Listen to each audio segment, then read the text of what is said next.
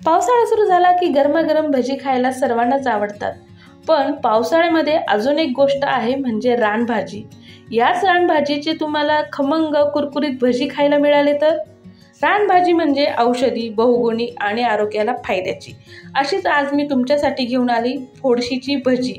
फोडशी एक रानभाजी आहे. तिला काही भागात कुरळूची भाजी किंवा कुलूची भाजी म्हणतात. नमस्कार, मी आहे रोहिणी. स्वागत करते तुमचं माझ्या यूट्यूब चॅनलवरती. आज मी तुम्हाला दाखवणार आहे फोडशीचे भजे. चला तर मग रेसिपी सुरू करूया. त्यासाठी या ठिकाणी मी घेतलेली आहे फोडशीची भाजी.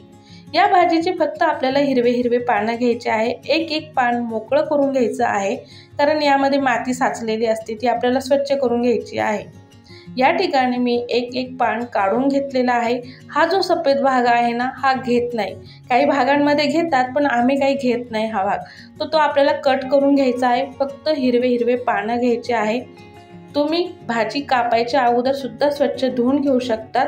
मी या ठिकाणी भाजी स्वच्छ करून घेते, त्यानंतर कापून घेते आणि मस्तपैकी 2 पाण्याने धुवून घेते. कारण भाजी अगोदर धुतली ना तर कापताना ती खूप पाण्याने चिपचिप होऊन जाते.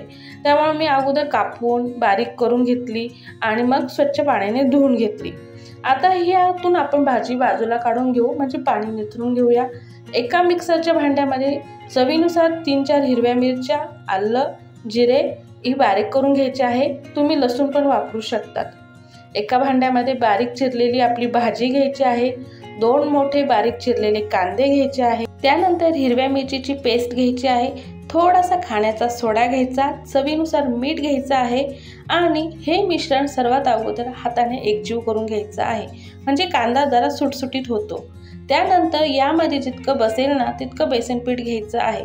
आपण पाण्याचा वापर करणार नाही, कारण भाजी धुतलेली आहे, त्याला पाणी आहेच. कांदा थोडा ओलसरच असतो ना.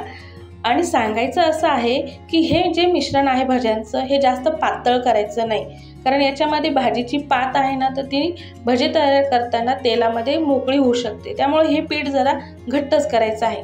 मग काय, थोडासा पाण्याचा हात लावून नेहमीप्रमाणे तेल तापल्यानंतर भजे करायचे आहे. आता यामध्ये मी एक एक करून भजी सोडत आहे. हे पीठ थोडं घट्ट आहे, त्यामुळे कुरकुरीतपणा हा थोडा जास्त येऊ शकतो आणि खूप छान लागतात. या पिठामध्ये तुम्ही तांदळाचं पीठसुद्धा वापरू शकतात. तर ही भजी खूप छान लागतात. तसं पाहायला गेलं तर भाजी खूप पौष्टिक आहे आणि रानभाजी म्हटल्यानंतर फक्त पावसाळ्यात येतात. फोडशीच्याच भाजीला मुळशी किंवा मुसळी, म्हणजे सफेद मुळशी किंवा मुसळी असंही म्हणतात. त्याशिवाय नाशिक भागामध्ये फोडशीची भाजी, कुरळूची भाजी, काही ठिकाणी कुलूची भाजी असे खूप नावं आहेत. म्हणजे भागाभागानुसार तिला वेगवेगळे नावं दिलेले आहे.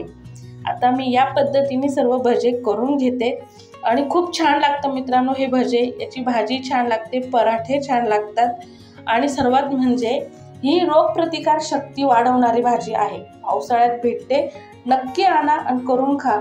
आता ते सगळं बाजूला सोडा, भजी कशी झाली ते मला अगोदर सांगा.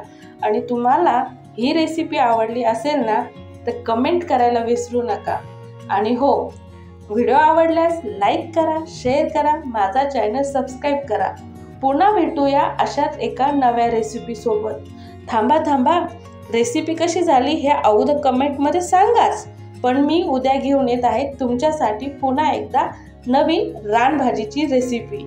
तर उद्या नक्की भेटूया आणि लाईक करा.